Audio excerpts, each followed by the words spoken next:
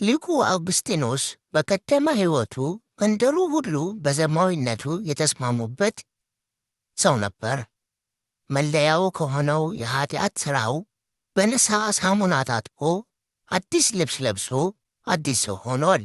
ታዲያ በድሮ ሥራውና ማንነቱ የምታውቀው አንዲት ሴት በገበያ መካከል አይተው አውግስጢኖስ እያለች ድምጿን ከፍ አድርጋ መጣራት ጀመረች። እርሱ ግን ድምጿን ሲሰማ ማን እንደሆነች ያውቀዋልና ዞሮም ሊያናገራት አልፈለገም። ይህች ሴት ግን መልስ ስላልሰጣት ተበሳጭታ መጮኋን ቀጠለች። እንደማትተወው የገባው ሊቁ አውግስጢኖስ ዞር ብሎ አቤት አላት።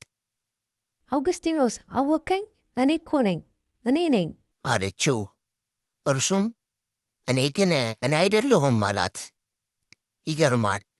እግዚአብሔር ይቅር ብሎ ሲያበቃ ሰው ግን ዛሬም በትላንቱ ውድቀትህና ማንነትህ ሊያሸማቅቅህ ይሞክራል። ቅዱስ ኤፍሬም አጠገብህ ስለሌለ ሰው ድክመት በተናገርክ ቁጥር ሰይጣን ይዘፍንበት ዘንድ ምላስህን በገና አድርገህ እንደ ሰጠህ ይቆጠራል ብሎናል። ብዙ የተተወለት ይተዋል፣ የቀረለት ሰው ይቅር ይላል።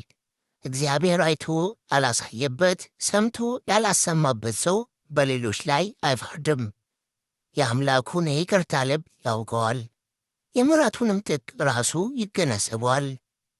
በበደል ወድቀዋል ያልናቸው ወዳጆቻችን በንስሐ መንገድ ተጉዘው ቀና ብለዋል። ዘማዊ ብለን ስም ያወጣንላቸው በንስሐ ሳሙና ታጥበው ድንግል ሆነዋል። ሲሰርቁ የነበሩ እጆች የሚመጽውቱ ሆነዋል። ኦርቶዶክሳውያን እኛ በየትኛው ስፍራ ላይ ይሆን ያለነው? በትላንቱ የኃጢአት መንገድ ልክ እንደዛች ሴት ወይስ እንደ ሊቁ አውግስጢኖስ በንስሐ ጎዳና ላይ? ቅዱስ ዮሐንስ አፈወርቅ ያኔ ዓለም ከተፈጠረ ጀምሮ ሰው ሁሉ በተሰበሰበበት አደባባይ ፊት ከምናፈር ዛሬ በአንድ ንስሐ አባት ፊት ማፈር ይሻለናል ይለናል። ወዳጆች ሆይ ራሳችንን ሳንመረምርና በራሳችን ላይም ሳንፈርድ የሌሎችን ስህተት መፈለግ ነውር ይሆናል።